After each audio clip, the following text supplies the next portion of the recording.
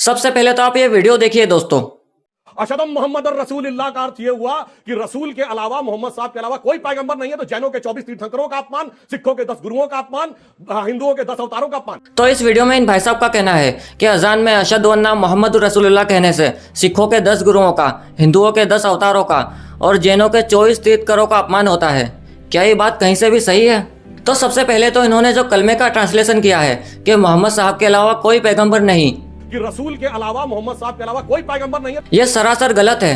क्योंकि कोई भी मुसलमान ये नहीं कहता कि सिर्फ मोहम्मद साहब ही अल्लाह के पैगंबर हैं, बल्कि हम तो मानते हैं कि अल्लाह ने मोहम्मद साहब के अलावा भी दुनिया में 1,24,000 पैगंबर भेजे हैं, जिनमें जीसस, मोसेस और अब्राहम शामिल है।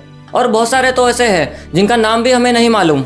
और दूसरी बात इन्होंने जो कही कि इस कलमे से हिंदुओं के 10 अवतारों का और सिखों के 10 गुरुओं का और जैनों के 24 तीर्थंकरों का अपमान होता है, ये भी गलत है।